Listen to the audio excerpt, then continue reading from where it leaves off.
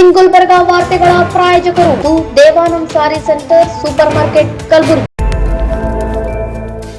Devanand sari centre ಹಲವು ವರ್ಷಗಳಿಂದ ಕಲಬುರಗಿ ಮಹಾಜನತೆಯ ಭರವಸೆ ಗಳಿಸಿರುವ ರೇಷ್ಮೆ ಸೀರೆಗಳ ಅತಿ ದೊಡ್ಡ ಶೋರೂಮ್. ಹಬ್ಬಗಳು, ಮದುವೆ, ಉಪನಯನ ಹಾಗೂ ನಿಮ್ಮ ಮನೆಯ ಶುಭ ಸಮಾರಂಭಗಳಿಗೆ ಬೇಕಾಗುವ ರೇಷ್ಮೆ ಸೀರೆಗಳಿಗೆ ದೂರದ ಬೆಂಗಳೂರು, ಹೈದರಾಬಾದ್ ನಗರಗಳಿಗೆ ಹೋಗುವ ಅಗತ್ಯವಿಲ್ಲ.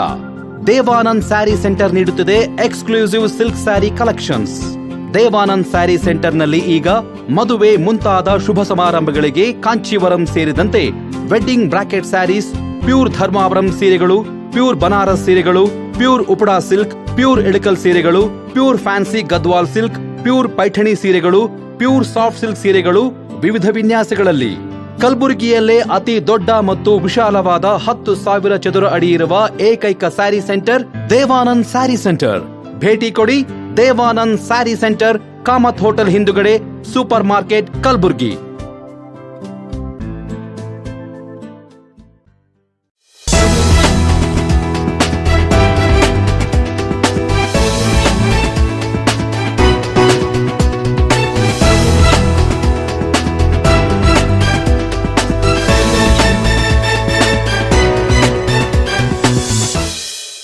ನಮಸ್ಕಾರ, ಇನ್ ಗುಲ್ಬರ್ಗಾ ವಾರ್ತೆಗಳಿಗೆ ಸ್ವಾಗತ. ಮೊದಲಿಗೆ ಹೆಡ್ಲೈನ್ಸ್.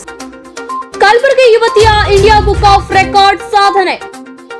ಕಾಂಗ್ರೆಸ್ ಸರ್ಕಾರದ ವಿರುದ್ಧ ಗುಡುಗಿದ ಪಿ ರಾಜು. ಯುಡಿಐಡಿ ಕಾರ್ಡ್ ಎಲ್ಲ ಇಲಾಖೆಯಲ್ಲೂ ಮಾನ್ಯ ಮಾಡುವಂತೆ ಒತ್ತಾಯ. ಈಗ ವಾರ್ತೆಗಳ ವಿವರ.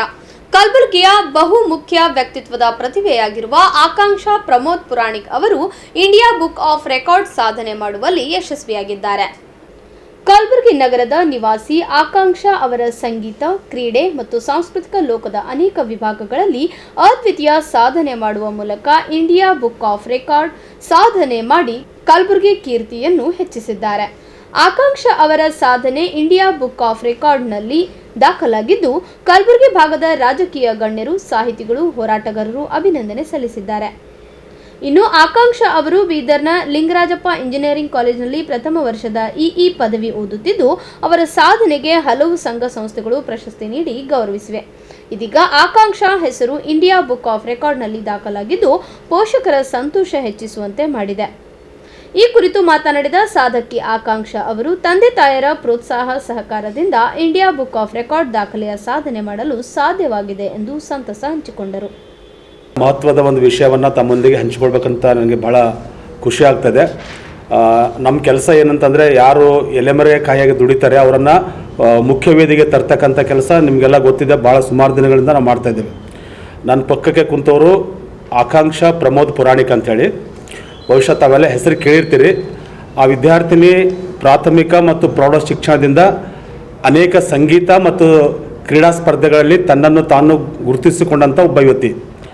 ಸರಿಸುಮಾರು ಇತ್ತೀಚೆಗೆ ಕಲಬುರಗಿಯಲ್ಲಿ ನಡೀತಕ್ಕಂಥ ಎಲ್ಲ ಸಂಗೀತ ಸಮಾರಂಭಗಳಲ್ಲಿ ತನ್ನ ಸುಮಧುರ ಕಂಠದಿಂದ ಸಂಗೀತ ಸೇವೆಯನ್ನು ಸಲ್ಲಿಸಿದ್ದು, ಇದಕ್ಕೂ ಹೆಚ್ಚಾಗಿ ಯುವ ಸಬಲೀಕರಣ ಕ್ರೀಡಾ ಇಲಾಖೆ ನಡೆಸ್ತಕ್ಕಂತಹ ರಾಜ್ಯ ಮಟ್ಟದ ಯುವಜನೋತ್ಸವದಲ್ಲಿ ಭಾಗವಹಿಸಿ ಸಿತಾರ್ ವಿಭಾಗದಲ್ಲಿ ರಾಷ್ಟ್ರ ಮಟ್ಟಕ್ಕೆ ಆಯ್ಕೆಯಾದಂಥ ಕಲಬುರಗಿ ಯುವತಿ. ಈಗಲ್ಲ, ಮತ್ತು ಈ ಹಿಂದೆ PUC ಬೋರ್ಡ್ದವರು ಏರ್ಪಡಿಸ್ತಕ್ಕಂತಹ ರಾಜ್ಯ ಮಟ್ಟದ ಸ್ಪರ್ಧೆಗಳಲ್ಲಿ ಕರಾಟೆ ವಿಭಾಗದಲ್ಲಿ ಬಂಗಾರದ ಪದಕವನ್ನು ತಗೊಂಡು ರಾಷ್ಟ್ರ ಮಟ್ಟಕ್ಕೆ ಆಯ್ಕೆಯಾದಂಥ ವಿದ್ಯಾರ್ಥಿನಿ. ಹೆಮ್ಮೆ ಯಾಕೆ ಅನ್ನಿಸ್ತದಂದರೆ, ನಮ್ಮೂರಿನ ಒಬ್ಬ ಯುವತಿ ಇಷ್ಟೆಲ್ಲ ಸಾಧನೆ ಮಾಡಿದ್ದಾಳೆ. ಇದನ್ನು ಹೊರತುಪಡಿಸಿ ನಾನು ಕಂಡುಕೊಂಡಂಗೆ ಆಕಾಂಕ್ಷಾ ರಂಗೋಲಿ, ಮೆಹಂದಿ, 4 ಚಕ್ರ ವಾಹನ ಸೇರಿದಂತೆ ಅನೇಕ ವಿಭಾಗಗಳಲ್ಲಿ ತನ್ನನ್ನು ತಾನು ಪರಿಣಿತಿಯನ್ನು ಹೊಂದಿದಂಥ ಒಬ್ಬ ಯುವತಿ. ಮತ್ತು ಸಂಗೀತ ಕ್ಷೇತ್ರದಲ್ಲಿ ಹಾರ್ಮೋನಿಯಂ, ತಬಲಾ, ಗಿಟಾರ್, ವೈಲಿನ್ ಎಲ್ಲವನ್ನು ನುಡಿಸ್ತಕ್ಕಂತಹ ನಮ್ಮೂರಿನ ಒಬ್ಬ ಯುವತಿ ಅಂದರೆ ತಪ್ಪಾಗಲಾರದು. ಇವತ್ತು ಇದನ್ನೆಲ್ಲ ಸೇರಿಕೊಂಡು ಒಂದು TV ಮಾಧ್ಯಮದವರು, ANI TV ಮಾಧ್ಯಮದವರು ಈ ಇಡೀ ಸಮಗ್ರ ಸಾಧನೆಯನ್ನು ರಾಷ್ಟ್ರ ಮಟ್ಟದಲ್ಲಿ ಪ್ರಸಾರ ಮಾಡಿದರು. ಆ ರಾಷ್ಟ್ರ ಮಟ್ಟದಲ್ಲಿ ಪ್ರಸಾರ ಮಾಡೋದನ್ನು ನೋಡಿದಂತಹ the Indian records of world ರೆಕಾರ್ಡ್ದವರು ಈ ಹುಡುಗಿಯನ್ನು ಸಂಪರ್ಕ ಮಾಡಿದ್ರು. ಇದು ನೀ ಮಾಡಿದ್ದು ಇದು ಸತ್ಯನೋ ಅಥವಾ ಸುಳ್ಳು ಅಂಥೇಳಿ. ಇವರು ತನ್ನೆಲ್ಲರ್ತಕ್ಕಂಥ ಡಾಕ್ಯುಮೆಂಟ್ಸನ್ನು ಅವರಿಗೆ ಕೊಟ್ಟ ಮೇಲೆ ದೆಹಲಿಯ ಪ್ರತಿಷ್ಠಿತ ಈ ಸಂಸ್ಥೆಯು ಅಂದರೆ ಇಂಡಿಯನ್ ಬುಕ್ ಆಫ್ ರೆಕಾರ್ಡ್ ಸಂಸ್ಥೆಯು ನಮ್ಮ ಕಲಬುರಗಿ ವತಿ ಆಕಾಂಕ್ಷಾ ಪ್ರಮೋದ್ ಪುರಾಣಿಕ್ ಅವರ ಹೆಸರನ್ನು ಈ ಪುಸ್ತಕದಲ್ಲಿ ಪ್ರಕಟ ಆಗಿದೆ. ನನ್ನ ಸಾಧನೆಯನ್ನು ಗುರುತಿಸಿ ಇಂಡಿಯನ್ ಬುಕ್ ಆಫ್ ರೆಕಾರ್ಡ್ಸ್ ಅವರು ನನ್ನ ಹೆಸರನ್ನು ಆ ಬುಕ್ಕಲ್ಲಿ ಬಿಡುಗಡೆ ಮಾಡಿದ್ದಾರೆ. ಅದಕ್ಕೆ ನಾನು ಅವರನ್ನು ತುಂಬ ಧನ್ಯವಾದಗಳು ಹೇಳ್ತೇನೆ. ಆಮೇಲೆ ಗುಲ್ಬರ್ಗ ಜನತೆಗೆ ಧನ್ಯವಾದ ಹೇಳುತ್ತೇನೆ, ಯಾಕಂತಂದರೆ ಅವ್ರು ನಂಗೆ ಭಾಳ ಸಪೋರ್ಟ್ ಮಾಡಿದ್ದಾರೆ. ಎಲ್ಲ ಫೀಲ್ಡ್ಸಲ್ಲಿ ಎಲ್ಲೇ ಹೋದ್ರೂ ಸಪೋರ್ಟಿವ್ ಆಗಿ ನನ್ನನ್ನು ಪುಷ್ ಮಾಡಿದ್ದಾರೆ ಎಲ್ಲ ಫೀಲ್ಡಲ್ಲಿ. ಸೊ ಎಲ್ಲರಿಗೆ ಧನ್ಯವಾದ ಹೇಳ್ತೀನಿ. ಆಮೇಲೆ ನೀವು ಇಲ್ಲಿ ಬಂದಿದ್ದೀರಾ ಎಲ್ಲ ಪ್ರೆಸ್ದವರು, ನಿಮಗೂ ಕೂಡ ಧನ್ಯವಾದ ಹೇಳ್ತೀನಿ. ದೀಪವು ನಿನ್ನದೇ, ಗಾಳಿಯು ನಿನ್ನದೇ, ಆರದಿರಲಿ ಬೆಳಕು, ಕಡಲು ನಿನ್ನದೇ, ಹಡಗು ನಿನ್ನದೇ, ಮುಳುಗದಿರಲಿ ಬದುಕು, ದೀಪವು ನಿನ್ನದೇ, ಗಾಳಿಯು ನಿನ್ನದೇ, ಆರದಿರಲಿ ಬೆಳಕು. ಸಾಲ ಮಾಡಿ ತುಪ್ಪ ತಿಂದ್ರೆ ಸಾಲ ತೀರಿಸೋದು ಹೇಗೆ ಎಂದು ಸಿದ್ದರಾಮಯ್ಯ ಸರ್ಕಾರದ ಗ್ಯಾರಂಟಿ ಯೋಜನೆಗಳ ಬಗ್ಗೆ ಮಾಜಿ ಶಾಸಕ, ರಾಜ್ಯ ಬಿಜೆಪಿ ಪ್ರಧಾನ ಕಾರ್ಯದರ್ಶಿ ಪಿ ರಾಜೀವ್ ವ್ಯಂಗ್ಯವಾಡಿದ್ದಾರೆ. ಕಲಬುರಗಿಯಲ್ಲಿ ಮಾಧ್ಯಮದವರೊಂದಿಗೆ ಮಾತನಾಡಿದ ರಾಜೀವ್, ಸಿಎಂ ಸಿದ್ದರಾಮಯ್ಯ ರಾಜ್ಯವನ್ನು ಸಾಲದ ಸುಳಿಗೆ ಸಿಲುಕಿಸುತ್ತಿದ್ದಾರೆ. ಇವರ ಸರ್ಕಾರ ಅಧಿಕಾರಿಗಳಿಗೆ ಸ್ಯಾಲರಿ ಕೊಡೋಕೆ ಆಗ್ತಿಲ್ಲ, ಗ್ಯಾರಂಟಿ ಯೋಜನೆಗಳಿಗೆ ಫುಲ್ಫಿಲ್ ಮಾಡೋಕೆ ಇವರಿಂದ ಸಾಧ್ಯವಾಗ್ತಿಲ್ಲ. ಈ ಬಾರಿ ಲೋಕಸಭಾ ಚುನಾವಣೆಯಲ್ಲಿ ಅತಿ ಹೆಚ್ಚು ಸೀಟ್ ಬಿಜೆಪಿ ಪಾಲಾಗೋದು ಪಕ್ಕಾ. ಕಾಂಗ್ರೆಸ್ ಅವರ ಆಟ ಮುಂದೆ ನಡೆಯುವುದಿಲ್ಲ ಎಂದು ಕೈ ಸರ್ಕಾರದ ವಿರುದ್ಧ ಗುಡುಗಿದರು. ಸಿದ್ದರಾಮಯ್ಯನವರು ಹೊಸ ಸರ್ಕಾರ ಬಂದ ಮೇಲೆ ಸೌಂಡು ಸಾಲ್ದಾ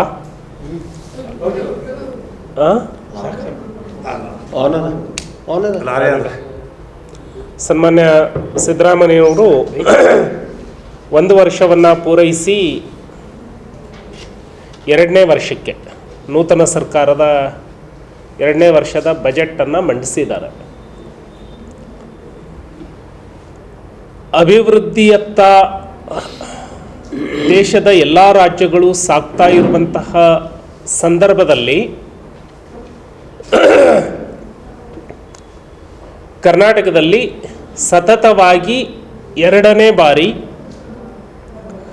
ರೆವಿನ್ಯೂ ಡೆಫಿಸಿಟ್ ಬಜೆಟನ್ನು ಸಿದ್ದರಾಮಯ್ಯನವರು ಮಂಡಿಸೋದ್ರ ಮೂಲಕ ನಿರಂತರವಾಗಿ 2 ಬಾರಿ ಫಿಸ್ಕಲ್ ರೆಸ್ಪಾನ್ಸಿಬಿಲಿಟಿ ಆ್ಯಕ್ಟನ್ನು ವಯೋಲೇಷನ್ ಮಾಡಿದ ಅಪಕೀರ್ತಿಗೆ ಈ ಮುಖ್ಯಮಂತ್ರಿಗಳು ಗುರಿಯಾಗಿದ್ದಾರೆ. ರೆವಿನ್ಯೂ ಡೆಫಿಸಿಟ್ ಅಂದರೆ ರಾಜ್ಯ ಸರ್ಕಾರ ನಡೆಸೋದಕ್ಕೆ ಎಷ್ಟು ದುಡ್ಡು ಬೇಕಾಗುತ್ತೆ, ಆ ದುಡ್ಡಿನ ಕೊರತೆ ಉಂಟಾದರೆ ಅದನ್ನು ರೆವಿನ್ಯೂ ಡೆಫಿಸಿಟ್ ಅಂತಾರೆ, ರಾಜಸ್ವ ಕೊರತೆ ಅಂತಾರೆ. ಅಂದರೆ ಸ್ಯಾಲ್ರಿ ಕೊಡಲಿಕ್ಕೆ, ಕಾರ್ ಖರೀದಿ ಮಾಡಲಿಕ್ಕೆ, ಡೀಸೆಲ್ ಹಾಕಲಿಕ್ಕೆ, ಒಟ್ಟಾರೆ ಒಂದು ಸರ್ಕಾರ ನಡೆಸಲಿಕ್ಕೆ ಅದೇನು ಕಮಿಟೆಡ್ ಎಕ್ಸ್ಪೆಂಡಿಚರ್ ಅಂತ ಇರುತ್ತೆ. ಅದು ಹೋದ ಸಾರಿ ಅವರು ಬಜೆಟಲ್ಲಿ ಹೇಳಿದ್ರು 12,500 ಕೋಟಿ ಕೊರತೆ ಆಗಿತ್ತು. ರೆವಿನ್ಯೂ ಡೆಫಿಸಿಟ್ ಇದ್ದಿದ್ದು 12,522 ಕೋಟಿ. ಮೊನ್ನೆ ಬಜೆಟ್ ಮಂಡಿಸಿದಾಗ 14,000 ಕೋಟಿ ಅಂತ ಹೇಳ್ಕೊಂಡಿದ್ದಾರೆ. ಬಟ್ ಇನ್ನು ಆಡಿಟ್ ಆದಮೇಲೆ ಎಕ್ಸಾಕ್ಟ್ ಫಿಗರ್ ಗೊತ್ತಾಗುತ್ತೆ. ಅಂದರೆ ಸರಿಸುಮಾರು 15,000 ಕೋಟಿ ಸರ್ಕಾರ ನಡೆಸೋದಕ್ಕೆ ಇವ್ರ ಹತ್ರ ದುಡ್ಡಿರಲಿಲ್ಲ. ಈ ಸಾರಿ ಬಜೆಟ್ನಲ್ಲಿ ರೆವಿನ್ಯೂ ಡೆಫಿಸಿಟ್ 27,354 ಕೋಟಿ ಆಗಿದೆ. ಅಂದರೆ ಸಾಲ ಮಾಡಿ ಪೇಮೆಂಟ್ ಕೊಡುವಂಥದ್ದು. 90 ಜನರಿಗೆ ಕ್ಯಾಬಿನೆಟ್ ದರ್ಜೆಯನ್ನು ಕೊಟ್ಟಿದ್ದಾರೆ. ನಿಗಮಗಳು ಅವು ಇವು ಅಂತ ಹೇಳಿ ಅವರಿಗೇನು ಮೆಡಿಕಲ್ ಚೆಕಪ್ ಮಾಡ್ತಾರೆ ಆ ಡಾಕ್ಟರ್ಗೂ ಕ್ಯಾಬಿನೆಟು, ಅವ್ರದ್ದು ಸೋಷಿಯಲ್ ಮೀಡಿಯಾ ಹ್ಯಾಂಡಲ್ ಮಾಡುವಂಥ ಪರ್ಸನ್ಸಿಗೂ ಅಡ್ವೈಸರ್ ಅಂತ ಕ್ಯಾಬಿನೆಟ್ ರ್ಯಾಂಕ್. 90 ಜನರಿಗೆ ಹೊಸ ಕಾರುಗಳನ್ನು ಖರೀದಿ ಮಾಡಿದ್ದಾರೆ. ಸರ್ಕಾರ ನಡೆಸಲಿಕ್ಕೆ ದುಡ್ಡಿಲ್ಲ ಇವ್ರ ಹತ್ರ. ಸೊ ಈ ಸಾರಿ 27,354 ಕೋಟಿ ರಾಜಸ್ವ ಕೊರತೆ ಇದೆ. ಸೊ ಹೋದ ವರ್ಷ ಒಂದು ವರ್ಷಕ್ಕೆ ಇವರು ಮಾಡಿದ್ದ ಸಾಲ 85,000 ಕೋಟಿ ಅಂತ ಬಜೆಟಲ್ಲಿ ಹೇಳ್ಕೊಂಡಿದ್ರು. ಆದರೆ ಆನ್ಯುವಲ್ ಸ್ಟೇಟ್ಮೆಂಟ್ ಬಂದಾಗ ಬಹುತೇಕ ಅದು 95,000ದಿಂದ 1,00,000ಕ್ಕೆ ಹೋಗಿ ಮುಟ್ಟತ್ತೆ ಸಾಲ ಒಂದು ವರ್ಷಕ್ಕೆ. ಈ ವರ್ಷ ಸಿದ್ದರಾಮಯ್ಯನವರು ಒಂದು ವರ್ಷಕ್ಕೆ ಸಾಲ ಮಾಡಿದ್ದು 1,05,246 ಕೋಟಿ. ಬಿಗಿನಿಂಗಲ್ಲಿ ಇಷ್ಟು ಹೇಳ್ಕೊಂಡಿದ್ದಾರೆ ಬಜೆಟಲ್ಲಿ. ಬಟ್ ಮಾರ್ಚ್ ಅಂತ್ಯಕ್ಕೆ ಬಹುತೇಕ ನನ್ನ ಪ್ರಕಾರ ಇವರು 1,20,000 ಕೋಟಿ ಸಮೀಪಕ್ಕೆ ಹೋಗ್ತಾರೆ ಸಾಲ. ಅಂದರೆ 2 ವರ್ಷದಲ್ಲಿ ಸಾಲ 2,25,000 ಕೋಟಿ ಆಯಿತು. ಸಾಲ ಮಾಡಿ ತುಪ್ಪ ತಿಂದರೆ ಸಾಲವನ್ನು ತೀರಿಸೋರು ಯಾರು? ರಾಜ್ಯದ ಆರ್ಥಿಕ ವ್ಯವಸ್ಥೆ ಇದು debt trap, DEBT, debt trap. Debt ಟ್ರ್ಯಾಪಿಗೆ ರಾಜ್ಯ ಹೋದರೆ ಡೆಟ್ ಟ್ರ್ಯಾಪ್ನಿಂದ ಹೊರಗೆ ಬರಲಿಕ್ಕೆ ಕನಿಷ್ಠ 15 ವರ್ಷಗಳು ಬೇಕಾಗ್ತವೆ. ಡೆಟ್ ಟ್ರ್ಯಾಪಿಗೆ ಸದೃಢವಾಗಿರುವಂತಹ ರಾಜ್ಯಗಳು ಹೋಗುವಂಥದ್ದು ಒಂದೇ ವರ್ಷದಲ್ಲೇ ಅದರ ರಿಸಲ್ಟ್ ಗೊತ್ತಾಗೋದಿಲ್ಲ. ಇದರ ರಿಸಲ್ಟ್ ಇಂಪ್ಯಾಕ್ಟ್ ಆಗುವಂಥದ್ದಕ್ಕೆ 4 ವರ್ಷ 5 ವರ್ಷ ಬೇಕಾಗುತ್ತೆ. ಸೊ ಈಗ ಮೇಲ್ನೋಟಕ್ಕೆ ಸ್ವಲ್ಪ ಸ್ವಲ್ಪ ಗೊತ್ತಾಗ್ತಾ ಇದೆ. ಸಿದ್ದರಾಮಯ್ಯನವರ ಸರ್ಕಾರ ಅಧಿಕಾರಿಗಳಿಗೆ ಪ್ರತಿ 1ನೇ ತಾರೀಕು ಸ್ಯಾಲ್ರಿ ಕೊಡಲಿಕ್ಕೆ ಆಗ್ತಾ ಇಲ್ಲ. ಗ್ಯಾರಂಟಿಗಳನ್ನು ಫುಲ್ಫಿಲ್ ಮಾಡೋದಕ್ಕೆ ಇವರಿಂದ ಇನ್ನೂ ಸಾಧ್ಯ ಆಗ್ತಾ ಇಲ್ಲ. ಗ್ಯಾರಂಟಿಗಳನ್ನು ಈ ತಿಂಗಳು ಟಾರ್ಗೆಟೆಡ್ 30% ಈ ತಿಂಗಳಿಗೆ ಕೊಡ್ತಾರೆ. ಮತ್ತು ಮುಂದಿನ ತಿಂಗಳು ಇವ್ರನ್ನ ಬಿಟ್ಟು ಉಳಿದ 30%ನವ್ರಿಗೆ ಕೊಡ್ತಾರೆ. ರೊಟೇಷನ್ ವೈಸ್ ಮಾಡ್ತಾ ಇದ್ದಾರೆ. ಆರ್ಥಿಕ ಚಟುವಟಿಕೆಗಳು ಸಂಪೂರ್ಣವಾಗಿ ಕುಸಿದು ಹೋಗಿದ್ದಾವೆ. ಸೊ ನಮ್ಮ ಒಟ್ಟಾರೆ ಟ್ಯಾಕ್ಸ್ನಲ್ಲಿ 3 ಕ್ಷೇತ್ರಗಳು ನಮ್ಮ GSDPಗೆ ಏನು ಕೊಡುಗೆ ಕೊಡ್ತಾ ಇದ್ದಾವೆ ಅನ್ನೋದ್ರ ಮೇಲೆ ರಾಜ್ಯದ ಆರ್ಥಿಕ ಆರೋಗ್ಯ ಗೊತ್ತಾಗುತ್ತೆ, ಫಿಸಿಕಲ್ ಹೆಲ್ತ್ ಗೊತ್ತಾಗುತ್ತೆ.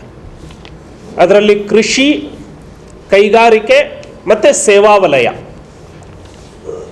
ಈ 3 ಕೂಡ ತಮ್ಮ ತಮ್ಮ ಕಾಂಟ್ರಿಬ್ಯೂಷನನ್ನು ಸಮರ್ಥವಾಗಿ ನಿರ್ವಹಣೆ ಮಾಡಬೇಕು. ಇಂಬ್ಯಾಲೆನ್ಸ್ ಆಯಿತು ಅಂದರೆ, ಕೃಷಿ, ಕೈಗಾರಿಕೆ ಮತ್ತು ಸೇವಾ ವಲಯದಲ್ಲಿ ಇಂಬ್ಯಾಲೆನ್ಸ್ ಆಯಿತು ಅಂದರೆ ಇದರ ಇಂಪ್ಯಾಕ್ಟ್ ಜನಸಾಮಾನ್ಯನ ಮೇಲೆ ಬೀಳುತ್ತೆ. ಹಾಗಾಗಿ ಕಳೆದ ವರ್ಷ ಕೃಷಿ ಕ್ಷೇತ್ರದಿಂದ GSDPಗೆ ಕಾಂಟ್ರಿಬ್ಯೂಷನ್ ಇತ್ತು 15%. ಈ ವರ್ಷ 13%ಗೆ ಇಳಿದಿದೆ. 2% ಕೊಲ್ಯಾಪ್ಸ್ ಅಂದರೆ ಇದು ಸಣ್ಣ ಹೊಡೆತ ಅಲ್ಲ. ಕೈಗಾರಿಕಾ ವಲಯದ ಕಾಂಟ್ರಿಬ್ಯೂಷನ್ 21% ಇತ್ತು. ಈ ವರ್ಷಕ್ಕೆ 20%ಗೆ ಇಳಿದಿದೆ. ಬಹುತೇಕ ಇವರ ಆರ್ಥಿಕವಾದಂತಹ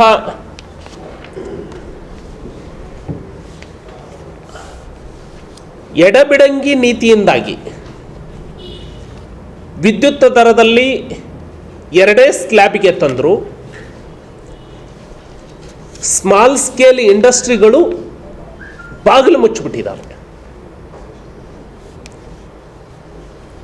ಹಾಗಾಗಿ FDI, ಫಾರಿನ್ ಡೈರೆಕ್ಟ್ ಇನ್ವೆಸ್ಟ್ಮೆಂಟ್, ಪಕ್ಕದ ರಾಜ್ಯದಲ್ಲಿ ಯೂನಿಟ್ಗೆ ₹2-3 ವ್ಯತ್ಯಾಸ ಇರುವಾಗ ಕರ್ನಾಟಕಕ್ಕೆ ಯಾವ ಇಂಡಸ್ಟ್ರಿ ಬರ್ತವೆ? 2 ಸ್ಲ್ಯಾಬ್ಗಳನ್ನು ತಂದಿದ್ದರಿಂದ ನೀವು ಗೃಹಜ್ಯೋತಿ ಒಂದು ಕೊಟ್ಟರೆ ಅವನ ಜೀವನ ಅಲ್ಲ. ಅವನೊಂದು ಸಣ್ಣ ಬೀಡಾ ಅಂಗಡಿ ಇಟ್ಕೊಂಡಿರ್ತಾನೆ, ಒಂದು ಸಣ್ಣ ಹೋಟೆಲ್ ನಡೆಸ್ತಾ ಇರ್ತಾನೆ, ಒಂದು ಸಣ್ಣ ಗ್ಯಾರೇಜ್, ಒಂದು ಹಿಟ್ಟಿನ ಗಿರಣಿ. ಅವುಗಳ ದರ 4 ಪಟ್ಟು ಹೆಚ್ಚು ಮಾಡಿಬಿಟ್ರಿ. ಸೊ ಹಾಗಾಗಿ ಇದು ಹೋದ ವರ್ಷಕ್ಕೆ ಇನ್ನೂ 20-21 ಇದು ಅಂಕಿಅಂಶ. 22-23ಕ್ಕೆ ಬಹುತೇಕವಾಗಿ ನನ್ನ ಪ್ರಕಾರ 4% ಕೈಗಾರಿಕಾ ವಲಯ ಕುಸಿದಿದೆ. ದೇಶದಲ್ಲಿರುವ ವಿಕಲಚೇತನರಿಗೆ ಒಂದೇ ತರಹದ ಗುರುತಿನ ಕಾರ್ಡ್ ಇರುವ ನಿಟ್ಟಿನಲ್ಲಿ ಕೇಂದ್ರ ಸರ್ಕಾರವು ಜಾರಿಗೆ ತಂದಿರುವ ವಿಕಲಚೇತನರ ವಿಶಿಷ್ಟ ಗುರುತಿನ UDID ಕಾರ್ಡ್ ಅನ್ನು ಎಲ್ಲ ಕಾರ್ಯಗಳಿಗೆ ಮಾನ್ಯ ಮಾಡುವಂತೆ ವಿಕಲಚೇತನ ನೌಕರರ ಸಂಘದ ರಾಜ್ಯಾಧ್ಯಕ್ಷರಾದ ಬೀರಪ್ಪ ಅಂಡಗಿ ರಾಜ್ಯ ಸರ್ಕಾರಕ್ಕೆ ಒತ್ತಾಯಿಸಿದರು. ನಗರದ ಪತ್ರಿಕಾ ಭವನದಲ್ಲಿ ಹಮ್ಮಿಕೊಂಡಿದ್ದ ಪತ್ರಿಕಾಗೋಷ್ಠಿಯನ್ನುದ್ದೇಶಿಸಿ ಮಾತನಾಡಿದ ಅವರು, ಕೇಂದ್ರ ಸರ್ಕಾರವು ದೇಶದ ಎಲ್ಲ ವಿಕಲಚೇತನರಿಗೆ ಅವರ ಅಂಗವೈಕಲ್ಯತೆಗೆ ಅನುಗುಣವಾಗಿ ಸಂಬಂಧಪಟ್ಟ ವೈದ್ಯರು ಪರೀಕ್ಷೆ ಮಾಡಿದ ನಂತರವೇ ಅವರಿಗೆ UDID ಕಾರ್ಡ್ ನೀಡಲಾಗುತ್ತದೆ. ಆದರೆ ಯಾವ ಇಲಾಖೆಯಲ್ಲೂ ಇಲ್ಲದ ನಿಯಮವನ್ನು ಶಿಕ್ಷಣ ಇಲಾಖೆ ಅಳವಡಿಸುವುದರ ಮೂಲಕ ಶಿಕ್ಷಕರ ವರ್ಗಾವಣೆ, ಹೆಚ್ಚುವರಿ ಶಿಕ್ಷಕರ ವರ್ಗಾವಣೆ ಹಾಗೂ ಬಡ್ತಿ ನೀಡುವ ಸಮಯದಲ್ಲಿ UDID ಕಾರ್ಡ್ ಅನ್ನು ಪರಿಗಣಿಸದೆ ಜಿಲ್ಲಾ ಆಸ್ಪತ್ರೆಯಿಂದ ತ್ರಿಸದಸ್ಯ ಮಂಡಳಿ ಅಂಗವಿಕಲತೆಯ ಪ್ರಮಾಣ ಪತ್ರವನ್ನು ತರಲು ಸೂಚಿಸುವ ಕ್ರಮ ಅವೈಜ್ಞಾನಿಕವಾಗಿದೆ. ಅಲ್ಲದೆ ಪ್ರಮಾಣ ಪತ್ರ ತರಲು ಕಡಿಮೆ ಸಮಯ ನಿಗದಿ ಮಾಡಿದ್ದು ಪ್ರಮಾಣ ಪತ್ರಕ್ಕಾಗಿ ಅಲೆಯುವಂತಾಗಿದೆ. ಒಂದು ವೇಳೆ ಪತ್ರ ಸಿಗದಿದ್ದ ಪಕ್ಷದಲ್ಲಿ ಸೌಲಭ್ಯದಿಂದ ವಂಚಿತರಾಗುವ ಸಾಧ್ಯತೆ ಇದೆ. ಹೀಗಾಗಿ ಪದೇ ಪದೇ ಪ್ರಮಾಣ ಪತ್ರವನ್ನು ಕೇಳುವ ಪದ್ಧತಿಯನ್ನು ಕೈಬಿಟ್ಟು ಕೇಂದ್ರ ಸರ್ಕಾರವು ನೀಡಿದ UDID ಕಾರ್ಡ್ ಅನ್ನು ಎಲ್ಲ ಕಾರ್ಯಗಳಿಗೆ ಮಾನ್ಯ ಮಾಡುವಂತೆ ಈಗಾಗಲೇ ಸರ್ಕಾರಕ್ಕೆ ಅನೇಕ ಬಾರಿ ಮನವಿ ಮಾಡಿದರೂ ಕೂಡ ಯಾವುದೇ ಪ್ರಯೋಜನವಾಗಿಲ್ಲ. ಕೂಡಲೇ ಸರ್ಕಾರ ಶಿಕ್ಷಣ ಇಲಾಖೆಯಲ್ಲಿ ಜರುಗುವ ಎಲ್ಲಾ ಪ್ರಕ್ರಿಯೆಗಳಿಗೆ UDID ಕಾರ್ಡ್ ಅನ್ನು ಕಡ್ಡಾಯಗೊಳಿಸಬೇಕು ಎಂದು ಒತ್ತಾಯಿಸಿದರು. ಸಾಮಾನ್ಯ ಜನರಿಗೆ, ಇಡೀ ದೇಶದಲ್ಲಿರುವಂಥ ಸಾಮಾನ್ಯ ಪ್ರಜೆಗಳಿಗೆ ದೇಶದಲ್ಲಿ ಒಂದೇ ರೀತಿಯ ಗುರುತಿನ ಪುರಾವೆ ಇರಲಿ ಅಂತ ಉದ್ದೇಶಕ್ಕೋಸ್ಕರ ಆಧಾರ್ ಯೋಜನೆ ಜಾರಿಗೆ ತಂದರು. ಆ ನಿಟ್ಟಿನಲ್ಲಿ ಇಡೀ ದೇಶದಲ್ಲಿರುವಂಥ ಎಲ್ಲ ವಿಕಲಚೇತನರು ಒಂದೇ ನಿಟ್ಟಿನಲ್ಲಿ ಅವರಿಗೂ ಕೂಡ ಒಂದೇ ಪುರಾವೆ ಇರಲಿ ಅನ್ನೋ ಉದ್ದೇಶಕ್ಕೋಸ್ಕರ UDID ಕಾರ್ಡ್ ಅಂದರೆ ಯುನೀಕ್ ಡಿಸಬಿಲಿಟಿ ಐಡೆಂಟಿ ಕಾರ್ಡ್ ಅಂತ ಕರಿತೀವಿ. ಕನ್ನಡದಲ್ಲಿ ವಿಕಲಚೇತನರ ವಿಶಿಷ್ಟ ಗುರುತಿನ ಕಾರ್ಡ್ ಅಂತ ಕರಿತೀವಿ. ಈ ಕಾರ್ಡನ್ನು ನಾವೇನು ಎಲ್ಲ ಇಲಾಖೆಯಲ್ಲಿ ಈಗಾಗಲೇ ಮಾನ್ಯ ಮುಖ್ಯಮಂತ್ರಿಗಳು ಕೂಡ ನಾನು ಕಳೆದ 15 ದಿವಸದಿಂದಲೇ ಭೇಟಿ ಮಾಡಿದ್ದೆ. ಅವರಿಗೂ ಕೂಡ ಗಮನಕ್ಕೆ ತಂದಿದ್ದೇನೆ. ಎಲ್ಲ ಇಲಾಖೆಯಲ್ಲಿ ಅನ್ವಯ ಆಗುವಂಥ UDID ಕಾರ್ಡ್ ಅದು ಶಿಕ್ಷಣ ಇಲಾಖೆಯಲ್ಲಿ ಅದು ಶಿಕ್ಷಕರಿಗೆ ಯಾಕೆ ಅನ್ವಯ ಆಗ್ತಿಲ್ಲ ನನ್ನ ಪ್ರಶ್ನೆ ಆಗೈತೆ. ಆ ನಿಟ್ಟಿನಲ್ಲಿ ಏನಪ್ಪ ಅಂದರೆ ಈಗಾಗಲೇ ತಮ್ಗೆ ಗೊತ್ತಿದ್ದಾಗ ಎಲ್ಲ ಇಲಾಖೆಯಲ್ಲಿ ವರ್ಗಾವಣೆ ಇರ್ಬೋದು, ಬಡ್ತಿ ಇರ್ಬೋದು, ಎಲ್ಲ ಪ್ರಕ್ರಿಯೆಗೆ ಈ UDID ಕಾರ್ಡನ್ನು ನಾವು ತೆಗೆದುಕೊಳ್ಳೋದು ಏಕಾಏಕಿ ನಾವೇ ತೆಗೆದುಕೊಳ್ಳೋಕ್ಕಾಗಲ್ಲ. ಇದನ್ನು ಸಂಬಂಧಪಟ್ಟಂಗೆ ಉದಾಹರಣೆ, ನಾನು ದೈಹಿಕ ವಿಕಲಚೇತನದೀನಿ. ನನಗೆ ದೈಹಿಕ ಅಂದರೆ ವೈದ್ಯಾಧಿಕಾರಿ ಆರ್ಥೋ ಆ ಒಂದು ವೈದ್ಯ ತಪಾಸಣೆ ಮಾಡಿದ ಮೇಲೆ ಮತ್ತು ಕಿವಿ ಅಥವಾ ಗಂಟಲು ಅಂದರೆ 3 ಸದಸ್ಯ ಮಂಡಳಿಯವರೇ ಅದನ್ನು ಏನು ಮಾಡ್ತಾರೆ, ಪರಿಶೀಲನೆ ಮಾಡಿ ತದನಂತರ ಇದು ಒಂದು ಆನ್ಲೈನ್ ಅರ್ಜಿ ಮೂಲಕ ದೆಹಲಿಗೆ ಹೋಗಿ ಆನಂತರ ನಮಗೆ UDID ಕಾರ್ಡ್ ಕೊಡ್ತಾರೆ. ಇಷ್ಟೆಲ್ಲ ಇದ್ದರೂ ಕೂಡ ಇದನ್ನು ಕೈಬಿಟ್ಟು ಅಂದರೆ UDID ಕಾರ್ಡನ್ನು ಕೈಬಿಟ್ಟು ನೀವು ಇಲ್ಲ 3 ಸದಸ್ಯ ಮಂಡಳಿಯ ಒಂದು ಪ್ರಮಾಣಪತ್ರ ತರಬೇಕಂತ ಪದೇ ಪದೇ ಸೂಚನೆ ಮಾಡ್ತಾರೆ. ನಾವು ಕೂಡ ಈ ಹಿಂದೆ ಶಿಕ್ಷಣ ಸಚಿವರಾಗಿದ್ದಂಥ ವಿಶ್ವೇಶ್ವರಯ್ಯ ಹೆಗಡೆ ಕಾಗೇರಿ ಒಂದು ಹಿಡಿದು ಇಲ್ಲಿ ತನಕ ಎಲ್ಲ ಶಿಕ್ಷಣ ಸಚಿವರಿಗೆ ಮನವಿ ಸಲ್ಲಿಸಿದೆ, ಆದರೂ ಕೂಡ ಯಾವುದೇ ಪ್ರಯೋಜನ ಆಗಿಲ್ಲ.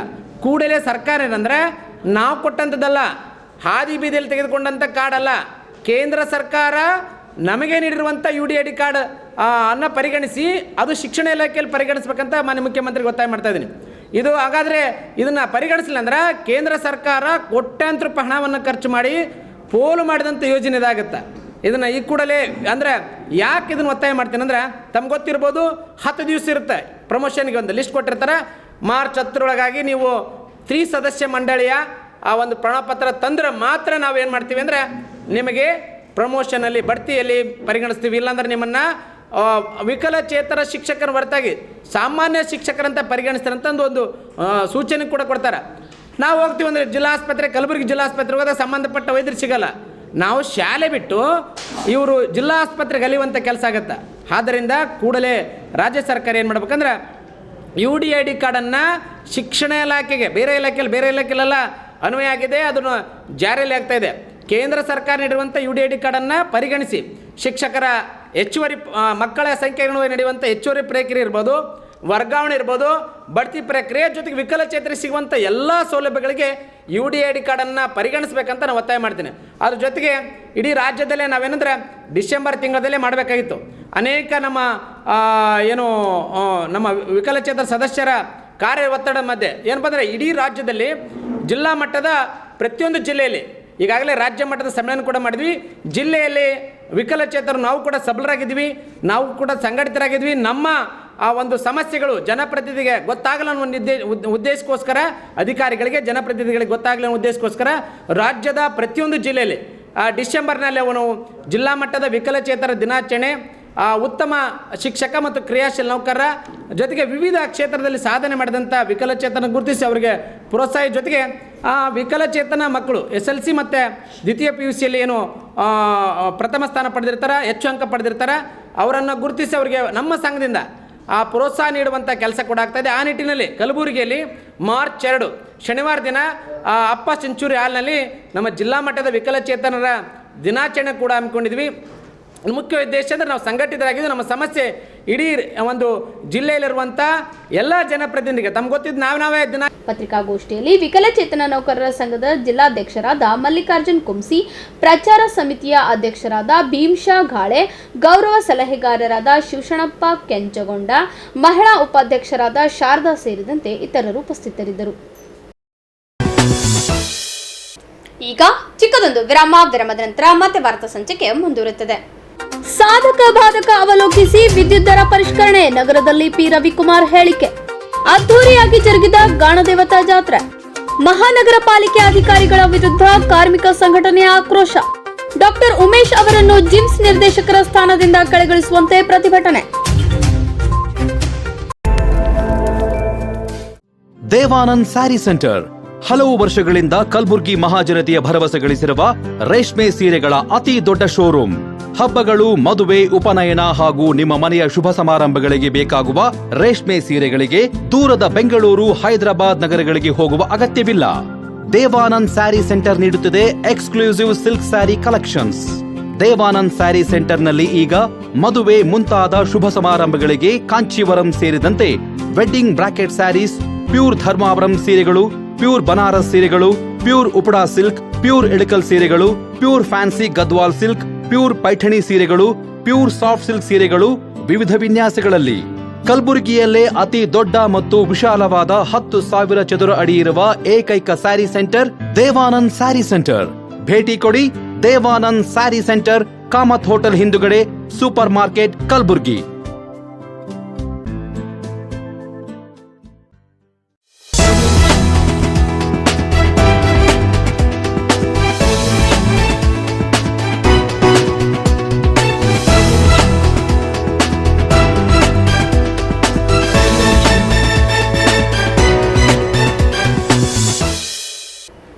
ಮತ್ತೊಮ್ಮೆ ವಾರ್ತೆಗಳಿಗೆ ಸ್ವಾಗತ.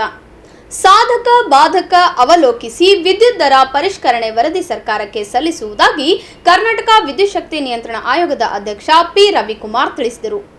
ಜಿಲ್ಲಾಧಿಕಾರಿ ಕಚೇರಿಯಲ್ಲಿ ನಡೆದ ಕರ್ನಾಟಕ ವಿದ್ಯುತ್ ಶಕ್ತಿ ನಿಯಂತ್ರಣ ಆಯೋಗವು ಆರ್ಥಿಕ ವರ್ಷ 2025ನೇ ಸಾಲಿಗಾಗಿ ವಿದ್ಯುತ್ ದರ ಪರಿಷ್ಕರಣೆ ಕುರಿತು ಸಾರ್ವಜನಿಕ ಅಹವಾಲುಗಳ ವಿಚಾರಣೆ ಸಭೆಯಲ್ಲಿ ಗ್ರಾಹಕರ ಅಭಿಪ್ರಾಯ ಆಲಿಸಿ ಮಾತನಾಡಿದ ಅವರು, ದರ ಹೆಚ್ಚಳ ಮಾಡಿದರೆ ಗ್ರಾಹಕರಿಗೆ ಹೊರೆ, ದರ ಹೆಚ್ಚಳ ಮಾಡದಿದ್ದರೆ ವಿದ್ಯುತ್ ಕಂಪನಿಗಳಿಗೆ ನಷ್ಟ, ಹೀಗೆ ಎಲ್ಲವನ್ನೂ ಅಭ್ಯಸಿಸಿ ವರದಿ ರೂಪಿಸಿ ಸಲ್ಲಿಸಲಾಗುವುದು ಎಂದು ಸ್ಪಷ್ಟಪಡಿಸಿದರು.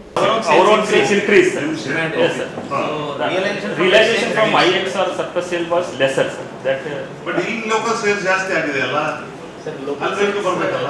ಮತ್ತೆ ವೇರಿಯೇಷನ್ ಇನ್ ಕೋಲ್ power cost interest only interest or power purchase cost. interest on power purchase cost, sir. 189 crores is purely LPS on the differential tariff, which was determined later on. Differential tariff is a cost. So that was incurred in this year, sir. 2011 to 2018 interest portion. Sir, 2011 to 2018 ವರೆಗೆ differential tariff ಇತ್ತು. ಅದರ ಮೇಲೆ 2011 ಇಂದ LPS ಮಾಡಿದ್ರು sir. Not from the date of quote. The differential tariff is. That was accounted this year, sir.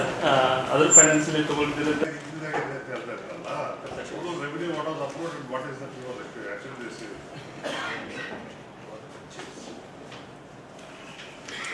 the next. APR comparison. You know the summary of APR. What was the actual? What was approved and what is the actual?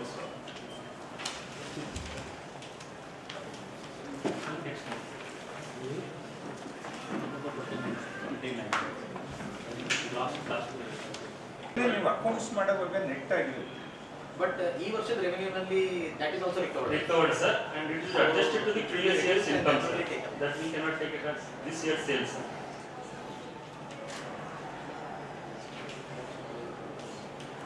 LP IP sector, sir, compared to last year in actuals there was no much increase, sir. It was only 1% increase.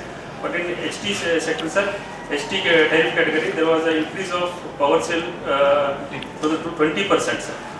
So that in a remunerative class we are selling higher, sir, and also the revenue generated comparatively to that HT sector is 30%, sir, in a year on year, sir.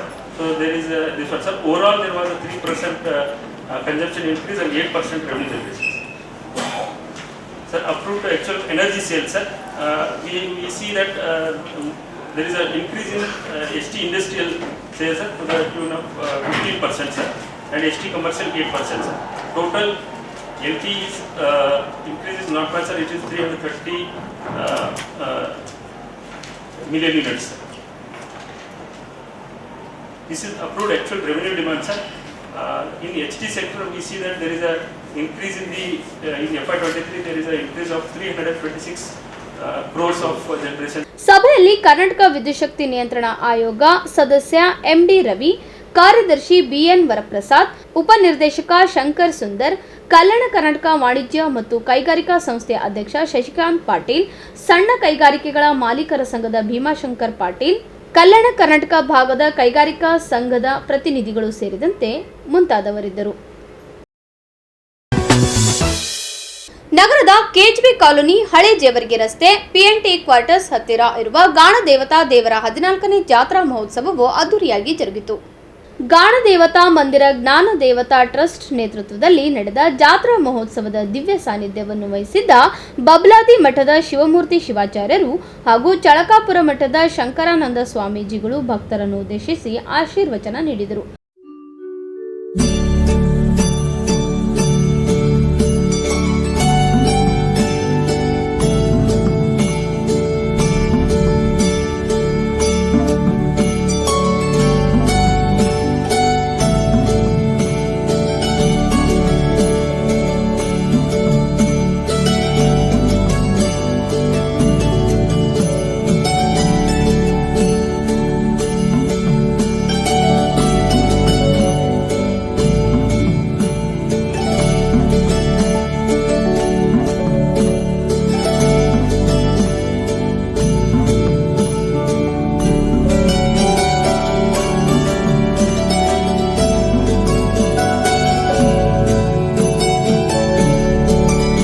Kalaburagi ನಗರದಲ್ಲಿ 14ನೇ ವರ್ಷದ ಒಂದು ಗಾಣದೇವತೆಯ ಜಾತ್ರಾ ಮಹೋತ್ಸವ ಕಾರ್ಯಕ್ರಮ ಇಂದಿನ ದಿವಸ ಅದ್ಧೂರಿಯಾಗಿ ಜರುಗಿದೆ. ಈ ದೇವಸ್ಥಾನ ಅತ್ಯಂತ ಪುರಾತನವಾಗಿ ಜಾಗೃತ ಸ್ಥಳವಾಗಿದೆ. ಇಲ್ಲಿ ಬಂದಿರತಕ್ಕಂಥ ಭಕ್ತರಿಗೆ ಏನನ್ನು ಬಯಸಿ ಬರ್ತಾರೆ ಅದನ್ನೆಲ್ಲ ಈಡೇರಿಸ್ತಕ್ಕಂಥ ಒಂದು ಶಕ್ತಿಯನ್ನು ಪಡೆದಿರ್ತಕ್ಕಂಥ ಒಂದು ಶಕ್ತಿ ಸ್ಥಳದಲ್ಲಿ ಇವತ್ತಿನ ದಿವಸ ಭಾರತೀಯ ಸಂಸ್ಕೃತಿ ಪ್ರತೀಕವಾಗಿರ್ತಕ್ಕಂಥ ಜಾತ್ರಾ ಮಹೋತ್ಸವ ಇಲ್ಲಿರ್ತಕ್ಕಂಥ ಎಲ್ಲ ಸೇವಾ ಸಮಿತಿಯವರು ಅತ್ಯಂತ ಅದ್ಧೂರಿಯಾಗಿ ಆಚರಣೆ ಮಾಡ್ತಾ ಇದ್ದಾರೆ. ಎಲ್ಲ ಸದ್ಭಕ್ತರು ಇಂಥ ಜಾತ್ರಾ ಮಹೋತ್ಸವದಲ್ಲಿ ಪಾಲ್ಗೊಂಡು ದೇವಿಯ ಕೃಪೆಗೆ ಪಾತ್ರರಾಗಬೇಕಾಗಿ ವಿನಂತಿ. ಸಮಾರಂಭಕ್ಕೂ ಮುನ್ನ ಬಡಾವಣೆಯಲ್ಲಿ ಮಹಿಳೆಯಿಂದ ಅದ್ದೂರಿ ಕುಂಭ ಕಳಸ ಮೆರವಣಿಗೆ ಜರುಗಿತು. ಮಹಿಳೆಯರು ತಲೆಯ ಮೇಲೆ ಕುಂಭ ಹೊತ್ತು ಭಕ್ತಿ ಮೆರೆದರು.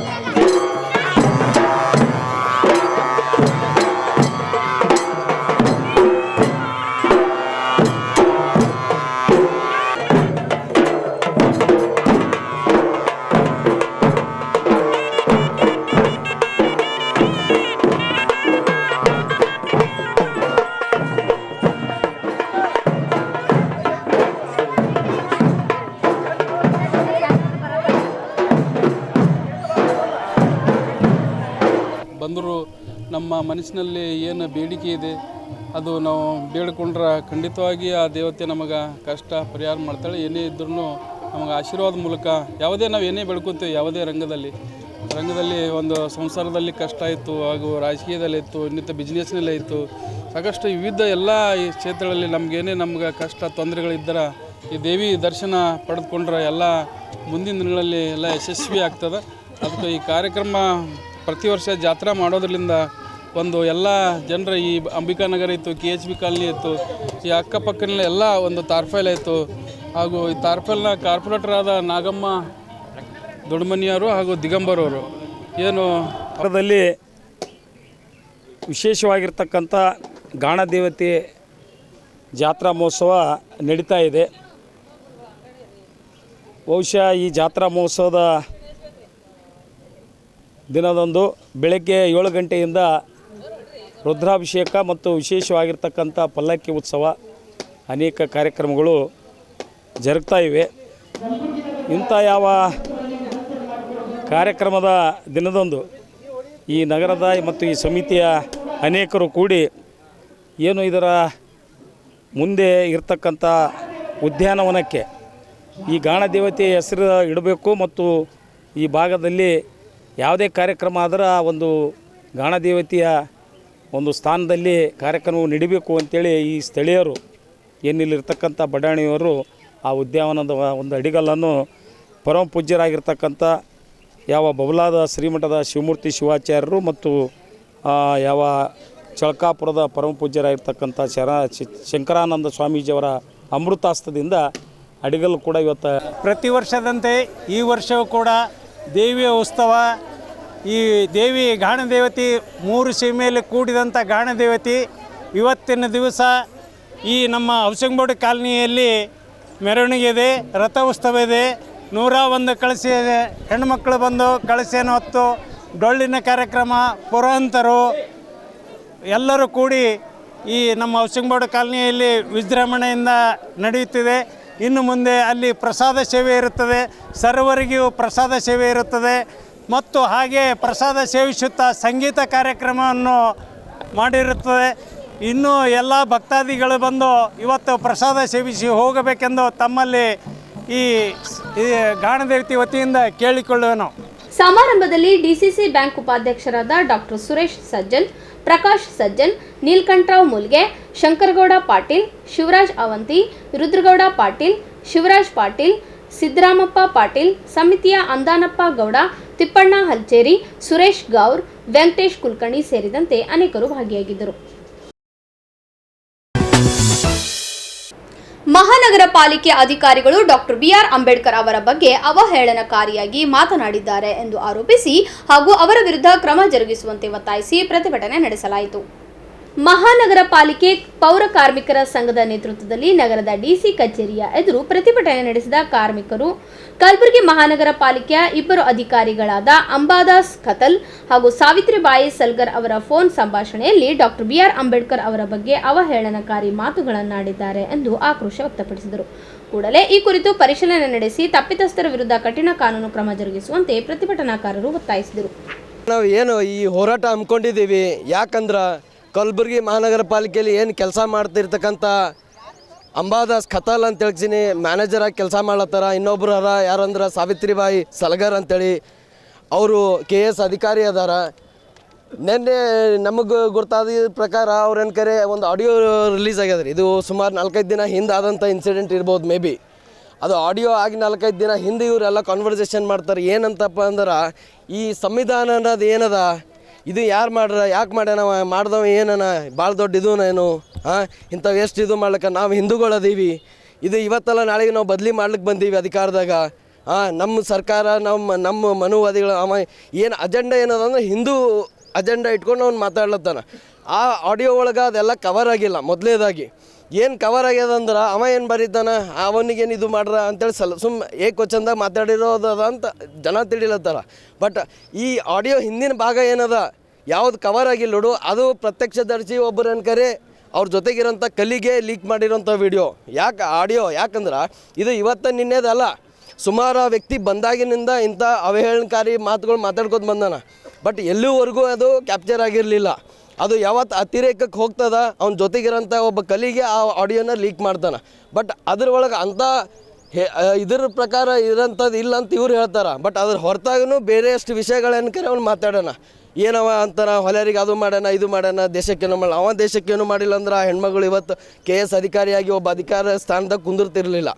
ಇವತ್ತು ಆಕಿ ಕೂತಾಳ ಅಂದ್ರೆ ಅದಕ್ಕೇನು ಕರೆ ಬಾಬಾ ಸಾಹೇಬರು ಬರೆದಂಥ ಸಂವಿಧಾನನೇ ಕಾರಣದ ಅಂಬದು ಎಲ್ಲರಿಗೂ ಗೊತ್ತ. ಸರ್ಕಾರ ಈ ಮಾತನ್ನು ಭಾಳ ಗಂಭೀರವಾಗಿ ತಗೊಂಡು ಸರ್ಕಾರದ ಜನರ ಮನೆ ಬಾಗಿಲಿಗೂ ಮುಟ್ಟಿಸ್ಬೇಕಂತೇಳಿ ಕೆಸನೆ ಸಂವಿಧಾನ ಜಾಗೃತಿ ಜಾಥಾನೂ ಮಾಡ್ಲತ್ತದ. ಸಮಾಜ ಕಲ್ಯಾಣ ಇಲಾಖೆಯಿಂದ ಇದು ಒಳ್ಳೆ ಇದೂ ಅದ. ಬಟ್ ಸಹಿಸಲಾರ್ದಂಥ ಇಂಥ ಮನುವಾದಿ ಸರ್ಕಾರದಾಗ ಕುಂತಂಥ ಮನುವಾದಿಗಳು ಏನಾರ ದಲಿತ ವಿರೋಧಿ ಅಂತ ಬರೀ ಹೇಳತ್ತಾರು, ಜೈಕಾರ ಕೂಲತ್ತಾರ. ಬರೀ ದಲಿತ ವಿರೋಧಿ ಅಲ್ಲಿರು. ಇಲ್ಲಿ ನೋಡ್ರಿ ಎಲ್ಲ ಸಮುದಾಯದವ್ರು ಬಂದಾರ. ಬರೀ ಕೇವಲ ದಲಿತರು ಅಷ್ಟೇ ಇದು ಸ್ಟ್ರೈಕ್ ಮಾಡತ್ತಿಲ್ಲ. ಸಂವಿಧಾನ ವಿರೋಧಿ ಅಥವಾ ಅಂಬೇಡ್ಕರ್ ವಿರೋಧಿ ಹೇಳಿಕೆ ಕೊಟ್ಟರ ತಿಳಿಸೋಣ. ಇದರೊಳಗೆ ಎಲ್ಲ ಸಮುದಾಯದವ್ರು ಬಂದಾರ, ಭೂವಿ ಬಂದಾರ, ಲಿಂಗಾಯತರ, ಒಕ್ಕಲಿಗರ, ಬೇರೆ ಬೇರೆ ಕಮ್ಯುನಿಟಿ, ಮುಸ್ಲಿಮರ, ಬೇರೆ ಸಂಘಟನೆಗಳು ಸಪೋರ್ಟ್ ಕೊಟ್ಟವು ಇದಕ್ಕೆ. ಯಾಕಂದ್ರೆ ಈ ವ್ಯಕ್ತಿ ಬರೀ ಆಡಿಯೋದಾಗ ಹೊರತಾಗಿನೂ ಹೆಚ್ಚಾಗಿ ಮಾತಾಡ್ಲತ್ತಾನಿವ. ಇವನ್ ನಾವು ಸ್ವತಃ ಖುದ್ದು ಫೇಸ್ ಮಾಡಿವಿ ಇವೆಲ್ಲ. ಡಾಕ್ಟರ್ ಉಮೇಶ್ ರವರನ್ನು ಜಿಮ್ಸ್ ಆಸ್ಪತ್ರೆಯ ನಿರ್ದೇಶಕ ಹುದ್ದೆ ಮತ್ತು ಪ್ರಾಂಶುಪಾಲರ ಹುದ್ದೆಯಿಂದ ವಜಾಗೊಳಿಸುವಂತೆ ಒತ್ತಾಯಿಸಿ ನಗರದಲ್ಲಿ ಪ್ರತಿಭಟನೆ ನಡೆಸಲಾಯಿತು. ನಗರದ ಜಿಮ್ಸ್ ಆಸ್ಪತ್ರೆಯ ಎದುರು ಕಲ್ಯಾಣ ಕರ್ನಾಟಕ ರಕ್ಷಣಾ ವೇದಿಕೆ ನೇತೃತ್ವದಲ್ಲಿ ಪ್ರತಿಭಟನೆ ನಡೆಸಿದ ಕಾರ್ಯಕರ್ತರು ಕೂಡಲೇ ಡಾಕ್ಟರ್ ಉಮೇಶ್ ಅವರನ್ನು ನಿರ್ದೇಶಕರ ಸ್ಥಾನದಿಂದ ಕೆಳಗಿಳಿಸಬೇಕು ಎಂದು ಆಗ್ರಹಿಸಿದರು. ಗುಲ್ಬರ್ಗಾ ವೈದ್ಯಕೀಯ ವಿಜ್ಞಾನಗಳ ಸಂಸ್ಥೆಗೆ ಸರ್ಕಾರದ ನಿಯಮಗಳನ್ನು ಗಾಳಿಗೆ ತೂರಿ ಅರ್ಹತೆ ಇಲ್ಲದ ಡಾಕ್ಟರ್ ಉಮೇಶ್ ರವರನ್ನು ಜಿಮ್ಸ್ ಆಸ್ಪತ್ರೆಯ ನಿರ್ದೇಶಕ ಹುದ್ದೆ ಮತ್ತು ಪ್ರಾಂಶುಪಾಲರ ಹುದ್ದೆ ನೀಡಲಾಗಿದೆ. ಕೂಡಲೇ ಸಂಬಂಧಿಸಿದ ಅಧಿಕಾರಿಗಳು, ಸಚಿವರು ಅವರನ್ನು ನಿರ್ದೇಶಕರ ಸ್ಥಾನದಿಂದ ಕೆಳಗಿಳಿಸಿ ಅರ್ಹರನ್ನು ಆಯ್ಕೆ ಮಾಡುವಂತೆ ಒತ್ತಾಯಿಸಿದರು. ಇವತ್ತು ಕಲ್ಯಾಣ ಕರ್ನಾಟಕ ರಕ್ಷಣಾ ವೇದಿಕೆ ವತಿಯಿಂದ ಇವತ್ತು ಕಲಬುರಗಿ ನಗರದ ಜಿಮ್ಸ್ ಕಾಲೇಜಿನ ಮುಂಭಾಗದಲ್ಲಿ ಇವತ್ತು ಕಲಬುರಗಿಯ ಜಿಮ್ಸ್ನಲ್ಲಿ ಏನಪ್ಪ ಅಂದ್ರೆ ಅಕ್ರಮ ದಂಧೆ ನಡೀತಾ ಇದೆ. ಇವತ್ತು ಕಲಬುರಗಿಯ ನಿರ್ದೇಶಕರಾದಂಥ ಉಮೇಶ್ ಸರ್ ಅವರು ಏನಪ್ಪ ಅಂದ್ರೆ ಇವತ್ತು ಯಾವುದೇ ಒಂದು ನಿರ್ದೇಶಕರ ಹುದ್ದೆಗೆ ಅರ್ಹತೆ ಇಲ್ಲದಂಥ ವ್ಯಕ್ತಿ ಅಂತ ಹೇಳ್ಬೋದು. ಇವತ್ತು ಕಲಬುರಗಿಯ ಜಿಲ್ಲಾ ಉಸ್ತುವಾರಿ ಕಲಬುರಗಿಯ ವೈದ್ಯಕೀಯ ಶಿಕ್ಷಣ ಸಚಿವರ ತವರಿನಲ್ಲಿ ಏನಪ್ಪ ಜಿಮ್ಸ್ನಲ್ಲಿ ಏನಪ್ಪ ಅಂದ್ರೆ ಇವತ್ತು ಅವ್ರ ಹೆಸರು ಹೇಳ್ಕೊಂಡು ಅವರ ಗೆಳೆಯರು ಏನಪ್ಪ ಅಂದ್ರೆ ಅಂಧಾ ದರ್ಬಾರನ್ನು ಮಾಡ್ತಾ ಇದ್ದಾರೆ. ಇವತ್ತು ನಿರ್ದೇಶಕರಾದಂಥ ಉಮೇಶ್ ಅವರನ್ನು ಈ ನಿರ್ದೇಶಕರ ಸ್ಥಾನದಿಂದ ವಜಾ ಮಾಡಬೇಕು. ಏನಪ್ಪ ಅಂದ್ರೆ ಇಲ್ಲಿ ಹಿಂದಿರ್ತಕ್ಕಂಥ 5 ಜನ ಹಿಂದಿರ್ತಕ್ಕಂಥ ಕೋರ್ಟ್ನಿಂದ ಆದೇಶ ತಂದರೂ ಕೂಡ ಅವರಿಗೆ ಯಾವುದೇ ಇವತ್ತು ನಮ್ಮ ಜಿಲ್ಲಾಧಿಕಾರಿ ಆಗಿರ್ಬೋದು, ಸಂಬಂಧಪಟ್ಟ ರಾಜಕೀಯವರು ಅವರಿಗೆ ಸ್ಪಂದಿಸುತ್ತಿಲ್ಲ. ಮತ್ತೇನಪ್ಪ ಅಂದರೆ ಇಲ್ಲಿ ಸ್ಟೋರ್ ಕೀಪರ್ ಆದಂಥ ವಿವೇಕ್ ಅವರು ಏನಪ್ಪ ಅಂದರೆ ಸ್ಟೋರ್ ಕೀಪರ್ ಎಂದು ಏನು ನೇಮಕ ಆಗಿರ್ತಾರೆ. ಇದು 2023ರ ಒಂದು ವಿಧಾನಸಭಾ ಚುನಾವಣೆಯಲ್ಲಿ ಒಂದು ಪಕ್ಷದ ಪರವಾಗಿ ಜಾಲತಾಣದಲ್ಲಿ ಏನಪ್ಪ ಅಂದ್ರೆ ವೈರಲ್ ಮಾಡಿರ್ತಾನೆ. ಅವನಿಗೆ ಜಿಲ್ಲಾಧಿಕಾರಿ ಮತ್ತು ಚುನಾವಣಾಧಿಕಾರಿಗಳು ಅವನಿಗೇನಪ್ಪ ಅಂದ್ರೆ ವಜಾ ಮಾಡಿರ್ತಾರೆ. ವಜಾ ಮಾಡಿದ್ರು ಕೂಡ ಇವತ್ತು ಉಮೇಶ್ ನಿರ್ದೇಶಕರಾದಂಥ ಶರಣ್ ಪ್ರಕಾಶ್ ಪಾಟೀಲ್ ಅವರ ಕುಮ್ಮಕ್ಕಿನಿಂದ ಅವನಿಗೇನಪ್ಪ ಅಂದ್ರೆ ಮತ್ತೇನಪ್ಪ ಜಿಮ್ಸ್ ಕಾಲೇಜಿನಲ್ಲಿ ಅವನಿಗೆ ಅಂದ್ರೆ ಕೆಲಸಕ್ಕೆ ತೆಗೆದುಕೊಂಡಿದ್ದಾರೆ. ಕೂಡಲೇ ಜಿಮ್ಸ್ನಲ್ಲಿ ಇರ್ತಕ್ಕಂಥ ವಿವೇಕನ್ನು ಕೂಡಲೇ ಅವನಿಗೆ ಮತ್ತೆ ವಜಾ ಮಾಡಬೇಕು. ಅವನ ಮೇಲೆ ಸಂಬಂಧಪಟ್ಟ ಠಾಣೆಯಲ್ಲಿ ಸುಳ್ಳು ಪ್ರಕರಣ ಕೇಸ್ ದಾಖಲೆ ಮಾಡಬೇಕು. ಇಲ್ಲಿ ನಿರ್ದೇಶಕರಿರ್ತಕ್ಕಂಥ ಉಮೇಶ್ನನ್ನು ಕೂಡಲೇ ಅವರಿಗೂ ಕೂಡ ಏನಪ್ಪ ಅಂದ್ರೆ ವಜಾ ಮಾಡಿ ಪ್ರಾಮಾಣಿಕ ಸೀನಿಯರಿಟಿ ಇರ್ತಕ್ಕಂಥ ಏನಪ್ಪ ಅಂದ್ರೆ ನಿರ್ದೇಶಕರನ್ನು ನೇಮಕ ಮಾಡಬೇಕು. ಉದ್ದೇಶ ಅಷ್ಟೇ. ಇವತ್ತು ಜಿಮ್ಸ್ ನಿರ್ದೇಶಕರಾದಂಥ ಉಮೇಶ್ ಅವರು ಇವತ್ತು ವಿವೇಕ ಸ್ಟೋರ್ ಕೀಪರ್, ಮಾಮೂಲಿ ಒಂದು ಸ್ಟೋರ್ ಕೀಪರ್ ಇವತ್ತೇನಪ್ಪ ಅಂದ್ರೆ ಜಿಮ್ಸ್ ಆಸ್ಪತ್ರೆ ಮತ್ತು ಜಿಮ್ಸ್ ಏನಪ್ಪ ಅಂದ್ರೆ ಕಾಲೇಜು ಪೂರ ದರ್ಬಾರ್ ಮಾಡ್ತಕ್ಕಂಥ ಕೆಲಸ ಮಾಡ್ತಾ ಇದ್ದಾನೆ. ಹಿಂದಿರ್ತಕ್ಕಂಥ ಕವಿತಾ ಪಾಟೀಲ್ ಅವರು, ನಿರ್ದೇಶಕರಂಥ ಕವಿತಾ ಪಾಟೀಲ್ ಅವರು ರಾಯಚೂರಲ್ಲಿ 15 ಕೋಟಿ ರೂಪಾಯಿನ ಹಗರಣ ಮಾಡಿ ಕಲಬುರಗಿ ಜಿಮ್ಸ್ನಲ್ಲಿ ಏನಪ್ಪ ಅಂತಂದ್ರೆ ಇವತ್ತೇನಪ್ಪ ಅಂದ್ರೆ ಕೋವಿಡ್ ಸಂದರ್ಭದಲ್ಲಿ ಇವತ್ತು ಆಪ್ತ ಸಹಾಯಕ ಅಂತ ಹೇಳ್ಬೋದು ವಿವೇಕನಿಗೆ. ಯಾಕಂದ್ರೆ ಸ್ಟೋರ್ ಕೀಪರ್ ಅಲ್ಲ ಅವನು, ಆಪ್ತ ಸಹಾಯಕನಾದಂಥ ವಿವೇಕ್ ಸಾಗರನನ್ನು ಕೂಡಲೇ ಏನಪ್ಪ ಅಂದ್ರೆ ಮತ್ತೆ ವಜಾ ಮಾಡಬೇಕು. ವಜಾ ಮಾಡೋನ ಮೇಲೆ ಬ್ರಹ್ಮಪುರ ಠಾಣೆಗೆ ಸಂಬಂಧಪಟ್ಟ ಸ್ಟೇಷನಲ್ಲಿ ಅವನ ಮೇಲೆ ಕಂಪ್ಲೇಂಟ್ ದೂರು ಮಾಡಬೇಕು. ಮತ್ತು ನಮ್ಮ ವೈದ್ಯಕೀಯ ಶಿಕ್ಷಣ ಸಚಿವರಾದಂಥ ಈ ಸಂದರ್ಭದಲ್ಲಿ ಸಂಘಟನೆಯ ಅಧ್ಯಕ್ಷ ಸಂದೀಪ್ ಭರಣಿ, ಶ್ರವಣ್ ಕುಮಾರ್ ನಾಯಕ್, ನಂದಕುಮಾರ್ ನಾಯಕ್, ರಮೇಶ್ ಮದ್ಕರಿ ಸೇರಿದಂತೆ ಅನೇಕರು ಉಪಸ್ಥಿತರಿದ್ದರು. ಕೊನೆಯಲ್ಲಿ ಮತ್ತೊಮ್ಮೆ ವಾರ್ತೆಗಳ ಮುಖ್ಯಾಂಶಗಳು. ಕಲಬುರಗಿ ಯುವತಿಯ ಇಂಡಿಯಾ ಬುಕ್ ಆಫ್ ರೆಕಾರ್ಡ್ ಸಾಧನೆ. ಕಾಂಗ್ರೆಸ್ ಸರ್ಕಾರದ ವಿರುದ್ಧ ಗುಡುಗಿದ ಪಿ ರಾಜೀವ್. ಯುಡಿಐಡಿ ಕಾರ್ಡ್ ಎಲ್ಲ ಇಲಾಖೆಯಲ್ಲೂ ಮಾನ್ಯ ಮಾಡುವಂತೆ ಒತ್ತಾಯ. ಇಲ್ಲಿಗೆ ವಾರ್ತಾ ಸಂಚಿಕೆ ಮುಕ್ತಾಯವಾಯಿತು. ಮತ್ತೆ ಮುಂದಿನ ಸಂಚಿಕೆಯಲ್ಲಿ ಭೇಟಿಯಾಗೋಣ. ವಂದನೆಗಳು. ಇನ್ ಗುಲ್ಬರ್ಗಾ ವಾರ್ತೆಗಳ ಪ್ರಾಯೋಜಕರು Devanand sari centre, supermarket, Kalaburagi. Devanand sari centre ಹಲವು ವರ್ಷಗಳಿಂದ ಕಲಬುರ್ಗಿ ಮಹಾಜನತೆಯ ಭರವಸೆ ಗಳಿಸಿರುವ ರೇಷ್ಮೆ ಸೀರೆಗಳ ಅತಿ ದೊಡ್ಡ ಶೋರೂಮ್. ಹಬ್ಬಗಳು, ಮದುವೆ, ಉಪನಯನ ಹಾಗೂ ನಿಮ್ಮ ಮನೆಯ ಶುಭ ಸಮಾರಂಭಗಳಿಗೆ ಬೇಕಾಗುವ ರೇಷ್ಮೆ ಸೀರೆಗಳಿಗೆ ದೂರದ ಬೆಂಗಳೂರು, ಹೈದರಾಬಾದ್ ನಗರಗಳಿಗೆ ಹೋಗುವ ಅಗತ್ಯವಿಲ್ಲ. ದೇವಾನಂದ್ ಸ್ಯಾರಿ ಸೆಂಟರ್ ನೀಡುತ್ತಿದೆ exclusive silk sari collections. Devanand sari ಸೆಂಟರ್ನಲ್ಲಿ ಈಗ ಮದುವೆ ಮುಂತಾದ ಶುಭ ಸಮಾರಂಭಗಳಿಗೆ ಕಾಂಚೀವರಂ ಸೇರಿದಂತೆ wedding bracket saris, pure Dharmavaram ಸೀರೆಗಳು, ಪ್ಯೂರ್ ಬನಾರಸ್ ಸೀರೆಗಳು, pure Uppada silk, pure Ilkal ಸೀರೆಗಳು, pure fancy Gadwal silk, pure Paithani ಸೀರೆಗಳು, ಪ್ಯೂರ್ ಸಾಫ್ಟ್ ಸಿಲ್ಕ್ ಸೀರೆಗಳು ವಿವಿಧ ವಿನ್ಯಾಸಗಳಲ್ಲಿ. ಕಲಬುರಗಿಯಲ್ಲೇ ಅತಿ ದೊಡ್ಡ ಮತ್ತು ವಿಶಾಲವಾದ 10,000 ಚದುರ ಅಡಿ ಇರುವ ಏಕೈಕ ಸ್ಯಾರಿ ಸೆಂಟರ್ ದೇವಾನಂದ್ ಸ್ಯಾರಿ ಸೆಂಟರ್. ಭೇಟಿ ಕೊಡಿ. ದೇವಾನಂದ್ ಸ್ಯಾರಿ ಸೆಂಟರ್, ಕಾಮತ್ ಹೋಟೆಲ್ ಹಿಂದುಗಡೆ, ಸೂಪರ್ ಮಾರ್ಕೆಟ್, ಕಲಬುರ್ಗಿ.